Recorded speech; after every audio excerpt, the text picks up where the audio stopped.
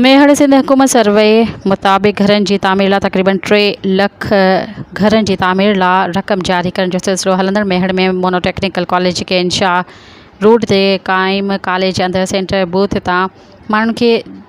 ॾियारी पई वञे। इन मौक़े ते सेंटर अंदरि औरतुनि तोड़े मुख़्तलिफ़ ॻोठनि खां आयल मुतासिरीन अवामी न्यूज़ सां पंहिंजा वीचार कुझु हिन रीत वंडिया आहिनि।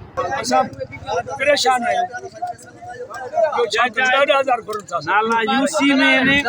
उहे बाहर बाकी जेके बेनार यूसी वाला जेके चंदा वो बाहर बैठा आहिनि वने तो दलाल पैदा कमल आहे अंदर दलालन जो बतंदा बियो गरीब आवाम जो न खबर जरा सर जुल्म आहे ज्यादती आहे ठिका नहीं कढो थन वरिया जैसा भी है असल से आया के पेट वेट जो असन जो चौथो पंजो महीना फोटो कढियो अना किस्त न आई अना चे किस्त न आई ठिका था के एड़ी बुणा बंदी छी वया ना सके मानी ना पानी वरी चे निकरो निकरो हां निकरो निकाया रोज रोज साई मोटा चले चला बैठा से 5 बजे आ जाऊं एकाउंट 5 पर 10 12 डी आ चौंदा सा पैसा न काजी सा पैसा है ना ये यूसी पैसा जी थी लगाई में धिका ॾेई ॿार था कढण जो सिस्टम ख़त्म थी सुबुह जो 10 बजे चवंदो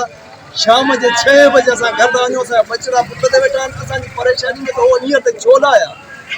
असां इहो वेदन आहे हिते जंहिंखे था कार्ड ॾियूं सभु को चए थो असांखे 10,000 ॾियो असां 10,000 ॾियूं या असां घर ठारायूं छा कयूं असां।